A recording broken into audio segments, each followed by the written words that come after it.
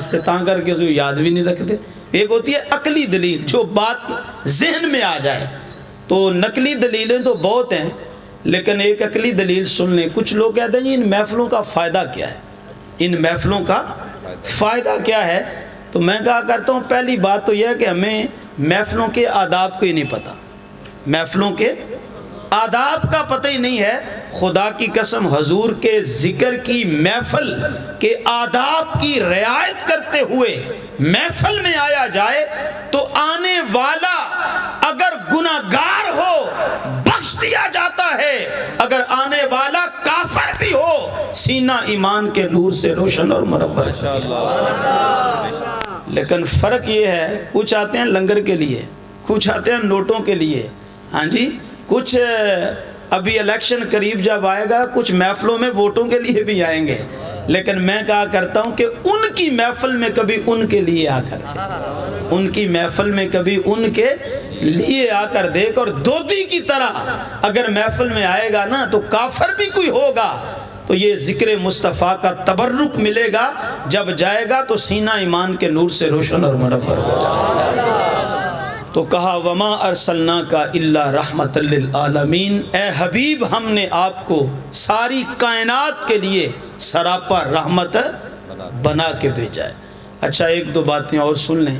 دیکھیے یہ نہیں کہا کہ محبوب رحمت کرنے والا بنا کے بھیجا ہے, رحمت کرنے کے لیے بھیجا ہے, رحمت کرنے والا, بلکہ فرمایا تجھے ہی رحمت بنا دیا, محبوب تجھے ہی. یہ بات آپ کو ایک مثال سے سمجھ میں آئے گی. دیکھو ایک بندہ پیاسا ہو, تو ایک بندہ پیاسا ہے بھوکا بھی ہے, وہ شور ڈالتا ہے جی میں مصیبت میں ہوں, پیاسا ہوں, بھوکا ہوں, میری مدد کیجئے.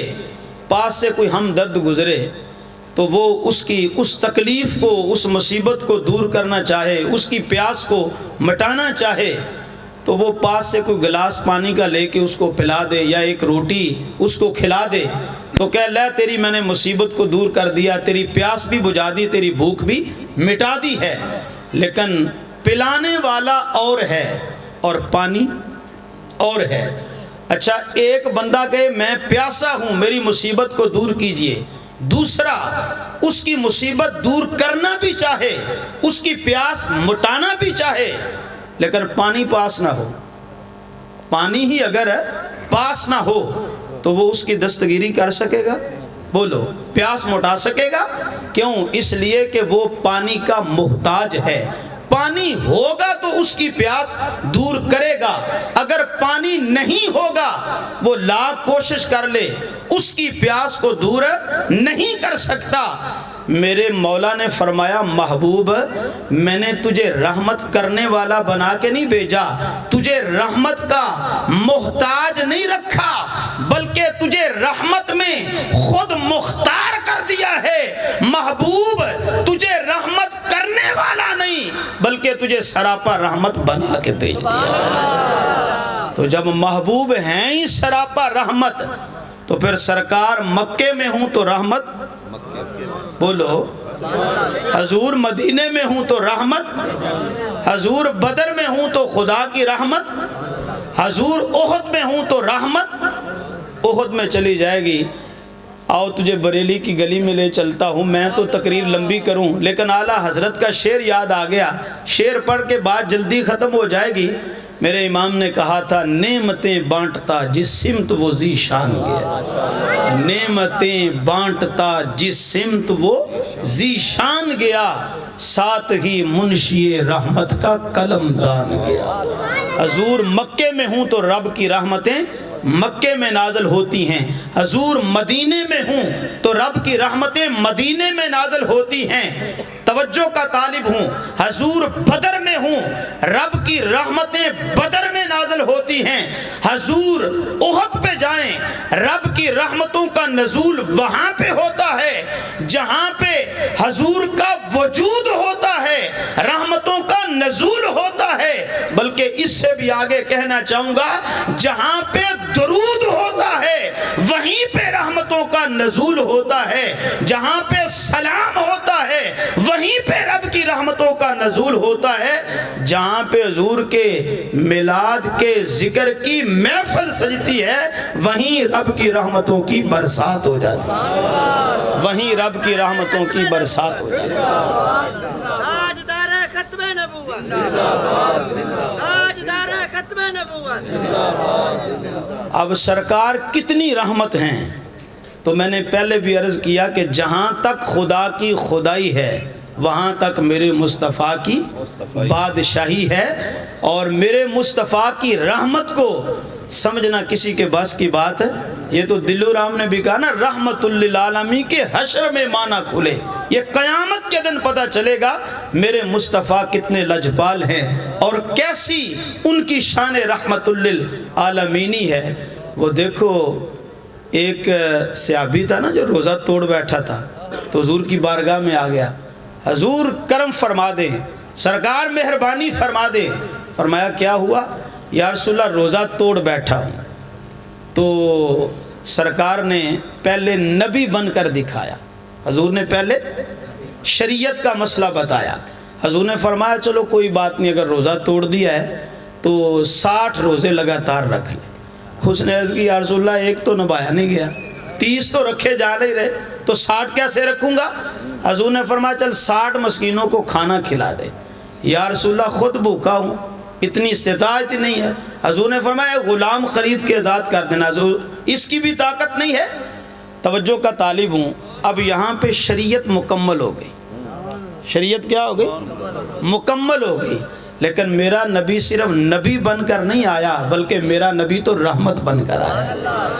نبوت کے تقاضے پورے ہو گئے، اب شریعت مکمل ہو گئی، مگر جو سائل آیا تھا اس کا معاملہ حل حضور نے فرمایا اچھا یہ بھی نہیں کر سکتا؟ حضور یہ بھی نہیں کر، فرمایا چل بیٹھ جا۔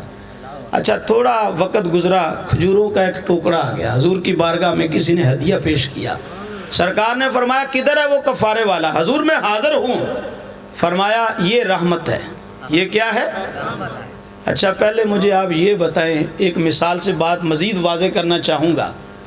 قبلہ مفتی صاحب اپنے دشمن کو تو معاف کر سکتے ہیں، لیکن کسی اور کے دشمن کو معاف کرنے کا حق ان کے پاس ہے؟ اپنے دشمن کو تو بندہ معاف کر سکتا ہے، اپنا حق کوئی غصب کرے تو وہ تو اس کو معاف کر سکتا ہے، لیکن کسی اور کا حق وہ مارے تو بندہ کہے گا میاں حق اس کا مارا ہے، معافی بھی وہی دے گا۔ سرکار نے اپنی جان کے دشمنوں کو تو معاف کیا ہے، لیکن یہ کون ہے؟ حضور نبی کریم صلی اللہ علیہ وسلم کا باغی نہیں ہے، بلکہ رب کے حکم کو توڑا ہے۔ روزہ کس لیے رکھا جاتا ہے؟ اللہ کی۔ اب ایمان سے بتاؤ مجھے کو گالی دے تو میں اس کو معاف، ایک بندہ نماز چھوڑے تو میں اس کو معاف کر سکتا ہوں؟ کوئی شریعت کا حکم توڑے میں اس کو معاف کر سکتا ہوں؟ میرے پاس اختیار ہی نہیں ہے، اس بات کا میرے پاس اختیار ہی نہیں ہے، اس لیے کہ نماز رب کی چھوڑی ہے، حکم رب کا توڑا ہے، لیکن شریعت مکمل ہو گئی۔ روزہ رب کے لیے رکھا تھا وہ توڑا ہے۔ کسی مولوی صاحب سے پوچھ لو، حضور نے اللہ سے عرض کیا یا اللہ شریعت کا ضابطہ تو پورا ہو گیا، اب تو بتا اجازت ہے اس کو اگلی راہ دکھا دوں؟ حضور نے پوچھا نہیں۔ کیوں نہیں پوچھا؟ اس لیے کہ رب نے فرمایا مصطفیٰ تجھے میں نے سر سے لے کے پاؤں تک جو اپنی رحمت بنا کے بھیج دیا، تجھے سر سے لے کے پاؤں تک اپنی رحمت بنا کے بھیج دیا ہے۔ اللہ اکبر۔ غور کیجئے گا، بس بات ختم کرنے لگا ہوں۔ تو حضور نے فرمایا جا یہ کھجوریں لے جا اور مدینے کے جو غریب ہیں اس میں تقسیم کر دے تو تیرے روزے کا کفارہ ادا ہو جائے۔ اچھا وہ آگے سے کیا عرض کرتا ہے؟ یا رسول اللہ آپ نے کہا غریبوں میں تقسیم کر دو، میرے تو بچے بھی گھر میں بھوکے، میں بھی بھوکا ہوں، میرے بچے بھی۔ اب سونے کو غصہ آنا چاہیے تھا نا اس بات پہ، اتنی سہولت دے دی کہ تو پھر کہتا ہے کہ گھر میں لے جاؤ، لیکن سونے نے غصہ نہیں کیا۔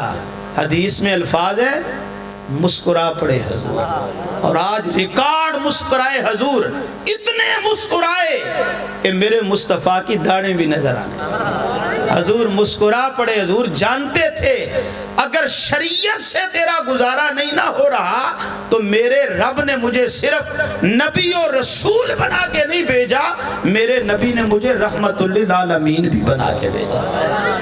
تو کہا جا اپنے بچوں کو جا کے کھلا دے، بچے کھانا بھی کھا لیں گے، تیرا بھی گزارا ہو جائے گا، تیرے روزے کا کفارہ بھی ہو جائے گا، تیرے روزے کا۔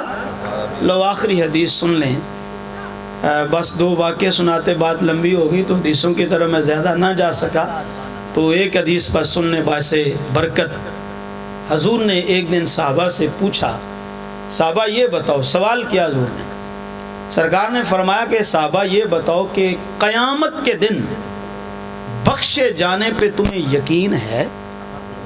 قیامت کے دن تمہیں بخشے جانے پہ یقین ہے؟ یہ حضور نے سوال کیا۔ تو حضور اندر کو ٹٹولنا چاہتے تھے، دیکھنا چاہتے تھے کہ ان کا یقین کتنا ہے، ان کا یقین کتنا ہے۔ اللہ اکبر، یقین کی بات آئی تو فاروق اعظم یاد آ گیا، فرمایا کرتے تھے اگر یہ اللہ فرمائے کہ میں سب کو جنت میں بھیجوں گا، صرف ایک بندہ جس کو جہنم میں داخل کروں گا، تو کہتے ہیں خوف کا عالم یہ ہے کہ میں ڈرتا ہوں کہیں وہ ایک میں ہی نہ ہوں۔ اور یقین کا عالم کیا ہے؟ رب کے ساتھ فرمایا کرتے تھے اگر اعلان ہو جائے، رب اعلان کرے سب جہنم میں جائیں گے، ایک جنت میں جائے گا، تو کہا رب کے ساتھ یقین کا رشتہ اتنا پکا ہے، امید رکھتا ہوں کاش کہ شاید وہ میں ہی ایک۔ تو خوف اور رجا، امید کے درمیان ایمان ہے نا۔ تو حضور ٹٹولنا چاہتے تھے، دیکھنا چاہتے تھے، آخر ان کی تربیت کر رہا ہوں۔ یہ استاد بھی جب پڑھاتے ہیں تو امتحان لیتے ہیں نا، کبھی سیم آئی کبھی ششم آئی، تو سرکار نے بھی امتحان لیا۔ حضور نے پوچھا صحابہ یہ بتاؤ کہ قیامت کے دن بخشے جانے پہ یقین ہے؟ تو صحابہ نے عرض کی یا رسول اللہ ہمیں بالکل مکمل یقین ہے۔ کیا ہے؟ مکمل یقین ہے۔ حضور نے فرمایا یہ جواب تمہارا ٹھیک ہے، یہ جواب تمہارا ٹھیک ہے۔ اچھا اس کا معنی کیا ہے کہ حضور نے تائید کر دی، فرمایا بالکل یہ جواب تمہارا ٹھیک ہے؟ اس کا معنی یہ بنتا ہے کہ حضور نے بتا دیا کہ ساری بخشیں، ساری مغفرتیں رب نے رکھی میرے غلاموں کے لیے۔ دیکھو شب برات ہے، لیلۃ القدر ہے، یہ سفارشیں ہیں، معصوم بچہ، نابالغ بچہ فوت ہو جائے اس کے لیے ہم دعا کرتے ہیں یا اللہ اس کو ہمارے لیے شفیع بنانا، ایسا شفیع جس کی شفاعت تو قبول کرے۔ ایمان سے بتاؤ رب نے اس امت کے لیے جنت میں جانے کے تو کئی بہانے بنائے ہیں، لیکن جہنم میں جانے کا بھی کوئی بہانہ کیوں جی؟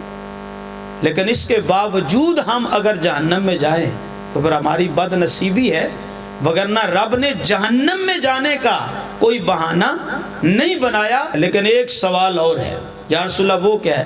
حضور نے فرمایا یہ تو ٹھیک ہے کہ قیامت کے دن تمہارا یقین ہے کہ تم بخشے جاؤ گے، لیکن یہ بتاؤ کہ جو قیامت کے دن تم بخشے جاؤ گے تو کس بنیاد پہ بخشے جاؤ؟ کس بنیاد پہ بخشے جاؤ گے؟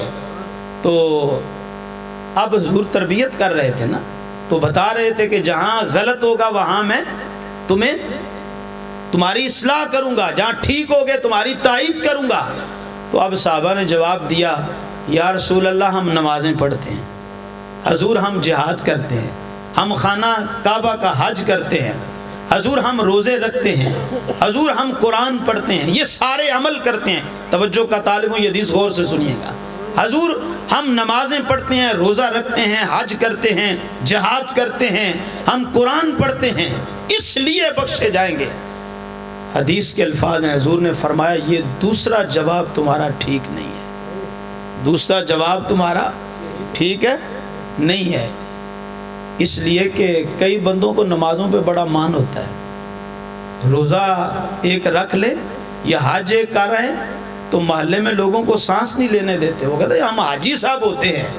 اللہ اکبر، میرے حضور نے فرمایا رب کو تمہارے سجدوں کی کوئی ضرورت نہیں ہے، وہ غنی عن العالمین ہے، جتنا اس نے تمہارے پہ کرم کیا، تمہاری ساری زندگی کی عبادت اس کی ایک نعمت کا بھی بدل ہے۔